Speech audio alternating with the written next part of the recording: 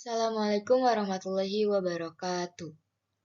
Halo semuanya, perkenalkan aku Rahma Ayu Amalia dari kelas 12 MIPA 5. Video kali ini akan membahas mengenai siklus akuntansi pada perusahaan jasa.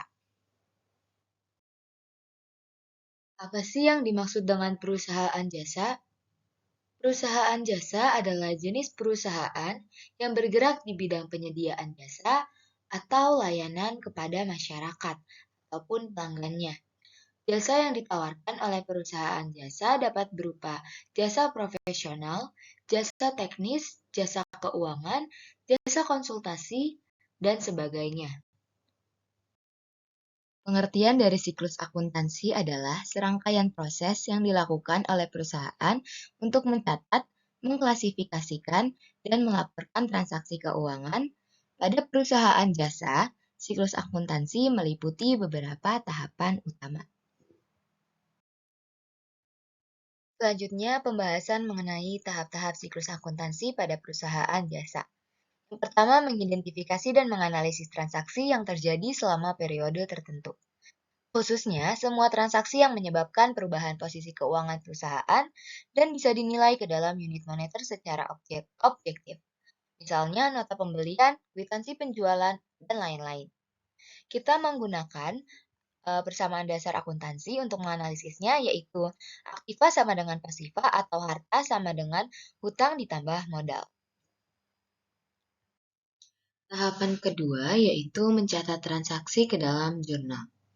Tahapan pada siklus akuntansi yang selanjutnya itu adalah mencatat ke dalam buku jurnal. Umumnya, jurnal merupakan catatan kronologis setiap transaksi yang terjadi.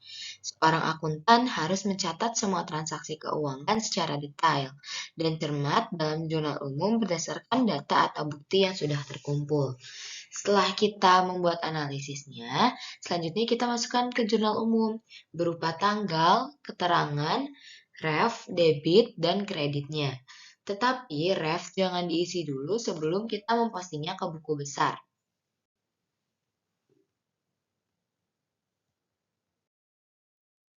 Tahapan yang ketiga yaitu posting di buku besar.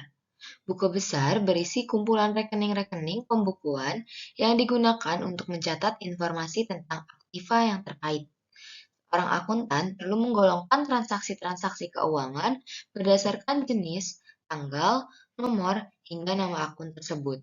Dengan begitu, seorang akuntan bisa mengetahui seluruh transaksi perusahaan dalam satu buku besar kas dan menghitung total nilai akun. Di dalam buku besar itu ada akun-akun real dan juga akun-akun nominal. Yang termasuk akun-akun real itu ada harta, hutang, modal. Sedangkan akun-akun nominal ada pendapatan dan beban. Buku besar memiliki beberapa bentuk. Yang pertama ada bentuk subkontro, seperti yang bisa dilihat, dan juga ada stafel 3 kolom dan stafel 4 kolom. Tahapan yang keempat yaitu menyusun neraca saldo. Neraca saldo yaitu daftar saldo rekening-rekening dari buku besar pada periode akuntansi tertentu. Nah, jadi kita hanya perlu memindahkan saldo dari buku besar ke neraca saldo. Sebagai catatan, angka debit dan kredit pada neraca saldo wajib sama jumlahnya. Merupakan tahap keempat dalam siklus akuntansi perusahaan, yaitu trial balance. Jadi, neraca saldo ini sebagai trial balance. Bentuknya yaitu ada nomor akun, nama rekening, saldo yaitu debit dan kredit. Tahapan yang kelima yaitu menyusun jurnal dan neraca saldo penyesuaian. Kita masih perlu untuk membuat jurnal penyesuaian jika masih ada transaksi yang belum tercatat, transaksi salah, atau transaksi yang perlu disesuaikan. Kita perlu menyusun neraca saldo setelah penyesuaian dengan cara memindahkan saldo yang sudah disesuaikan di buku besar ke dalam neraca saldo yang baru. Dan saldo kelompok aktiva dan pasiva itu harus sama jumlahnya. Nah, berikutnya ada ayat jurnal penyesuaian. Yang pertama, beban yang masih harus dibayar. Itu bebannya kita taruh di debit, nah hutangnya kita taruh di kredit. Yang kedua ada piutang pendapatan. Piutang pendapatan kita taruh di debit, pendapatan kita taruh di kredit. Nah, selanjutnya ada beban dibayar di muka. Yang pertama, transaksi yang dicatat sebagai aset, maka beban kita taruh di debit dan bayar di muka, misalkan seperti asuransi atau sewa dibayar di muka, kita taruhnya di kredit. Nah, selanjutnya ada transaksi yang dicatat sebagai beban, itu berarti sewa dibayar di muka, kita taruh di debit, atau asuransi dibayar di muka, kita taruh di debit. Selanjutnya beban sewa atau beban asuransinya kita taruh di kredit. Yang keempat, ada pendapatan diterima di muka. Pertama, ada transaksi dicatat sebagai pendapatan, maka pendapatan kita taruh di debit dan titik-titik diterima di muka kita taruh di kredit. Sedangkan di transaksi dicatat sebagai hutang, kita balik. Titik-titik diterima di muka kita catat sebagai debit, sedangkan pendapatannya kita catat sebagai kredit. Yang kelima, ada penyusutan. Beban penyusutannya kita taruh di debit, sedangkan akumulasi penyusutannya kita taruh di kredit. Yang keenam, ada perlengkapan yang digunakan. Beban perlengkapan kita taruh di debit, perlengkapan kita taruh di kredit. Yang ketujuh, ada kerugian piutang.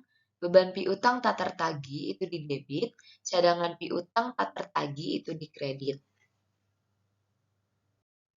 Setelah kita menyusun atau membuat jurnal penyesuaian, selanjutnya kita menyusun neraca lajur atau yang biasa disebut sebagai kertas kerja, yaitu neraca yang memberikan informasi dalam bentuk laporan laba rugi, dan neraca dalam penyusunan neraca lajur harus mengacu pada neraca saldo dan jurnal penyesuaian yang sudah dibuat sebelumnya. Jika semuanya sudah selesai, maka kita perlu menyusun laporan keuangan perusahaan jasa. Yang pertama, ada bentuk neraca lajur 6 kolom, terus juga ada neraca lajur 8 kolom, ada neraca lajur 10 kolom, ada neraca lajur 12 kolom, seperti yang bisa dilihat. Nah, tahapan yang selanjutnya, yang ketujuh, yaitu menyusun laporan keuangan. Yang pertama ada laporan laba rugi, yaitu kita pakai akun-akun yang ada di akun-akun nominal atau akun-akun dengan awalan 4 dan 5, yaitu akun pendapatan dan juga beban-beban. Ada yang bentuk single step dan juga ada multiple step. Yang selanjutnya adalah laporan perubahan ekuitas. Biasanya kita memerlukan modal awal, laba atau rugi yang kita dapat, dan juga preve. Tahapan yang kedelapan yaitu menyusun jurnal penutup. Caranya adalah dengan mengosongkan atau membuat nihil atau mengenolkan rekening-rekening pada laporan laba rugi atau rekening-rekening nominal. Rekening nominal wajib ditutup karena rekening tersebut digunakan untuk mengukur aliran sumber keuangan selama periode akuntansi berjalan. Tahap dalam siklus akuntansi perusahaan jasa dilakukan setelah kamu menyusun laporan keuangan. Contohnya ada pada di bawah ini. Selanjutnya tahapan yang ke-9 yaitu menyusun jurnal pembalik. Jika kita ingin menyusun jurnal pembalik, kita harus melihat dulu jurnal penyesuaiannya. Misalkan di sini ada yang pertama, yaitu beban yang masih harus dibayar. Misalkan di jurnal penyesuaiannya beban sewanya ada di debit, utang sewanya ada di kredit. Maka di jurnal pembalik kita balik, utang sewanya jadi di debit, beban sewanya jadi di kredit. Nah, yang kedua, beban yang dibayar di muka jika tercatat sebagai beban, harus tercatat sebagai beban. Nah, jurnal penyesuaiannya itu bentuknya asuransi dibayar di mukanya di debit, beban asuransinya di kredit, maka jurnal pembaliknya kita balik lagi, yaitu beban asuransinya jadi di debit, asuransi dibayar di mukanya jadi di kredit. Yang ketiga, ada pendapatan yang masih harus diterima atau yang masih akan diterima. Jika jurnal penyesuaiannya berbentuk piutang bunga di debit, pendapatan bunga di kredit, maka jurnal pembaliknya tinggal dibalik, yaitu pendapatan bunganya di debit, piutang bunganya di kredit. Yang keempat, pendapatan yang diterima di muka jika tercatat sebagai pendapatan. Ini juga harus tercatatnya sebagai pendapatan. Nah, jurnal penyesuaiannya itu bentuknya pendapatan sewa di debit, Sewa dibayar di mukanya dikredit. Maka di jurnal pembaliknya, sewa dibayar di muka jadi di debit, pendapatan sewanya jadi dikredit. Yang kelima, ada pemakaian atas perlengkapan. Yang pertama, jurnal penyesuaian. Kita lihat dari jurnal penyesuaiannya dulu, kita cek. Perlengkapannya ternyata ada di debit. Beban perlengkapannya ada di kredit. Berarti ini termasuk pemakaian atas perlengkapan. Maka di jurnal pembaliknya tinggal dibalik. Jadi beban perlengkapannya di debit, perlengkapannya jadi di kredit. Yang terakhir yaitu membuat neraca akhir atau awal setelah ditutup. Tahap terakhir adalah menyusun neraca akhir atau awal. Mengapa disebut begitu? Disebut neraca akhir itu karena dihasilkannya pada akhir periode, sedangkan neraca awal karena akan digunakan sebagai neraca awal pada periode akuntansi yang berikutnya. Terima kasih atas perhatiannya. Saya Rahmayu Amalia, mohon maaf bila ada kesalahan. Wassalamualaikum warahmatullahi wabarakatuh.